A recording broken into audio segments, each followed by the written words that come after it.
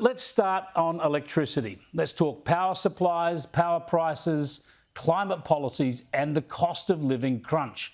Labor's deal with the Greens for the so-called safeguards measure, the policy to force big companies to reduce emissions or buy carbon credits for them, a carbon tax by stealth, is going to be a massive hit to our national economy. You'll pay for it. We'll all pay for it with higher prices at the very least and possibly with lost jobs as industry heads offshore, and we'll get lower economic growth too into the bargain. And it's always important to point this out. This is a fact. This is the science. None of these measures Australia's taking will improve the environment. It won't improve the climate. Our role is far too minuscule to have any impact. The chief scientist has admitted that. And whatever we do is futile because global carbon dioxide emissions continue to rise around the world as we speak.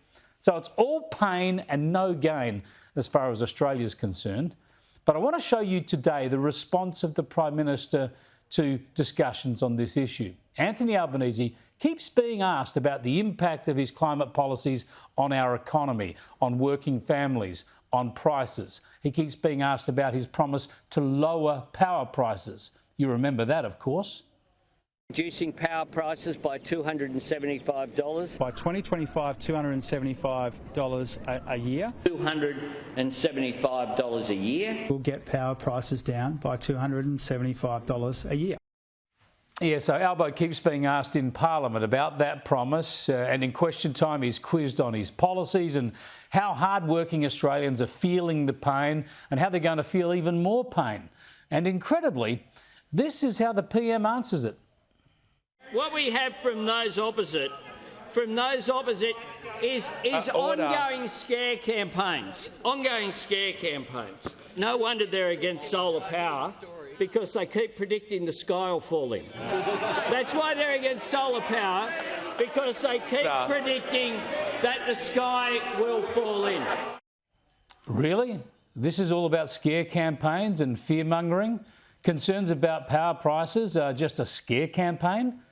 The Prime Minister doesn't think the sky has already fallen in for some Australians?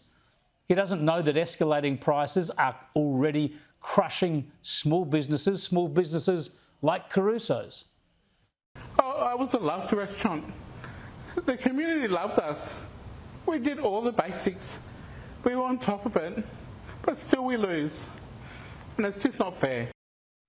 Yeah, really. Federal Labor down there in Canberra, they reckon this is all a scare campaign. They haven't seen the headlines or read their own budget estimates about how instead of cutting prices by $275 a year, as you just heard, prices first went up by that much, then power prices went up by that much again, and now they're on their way even higher yet again.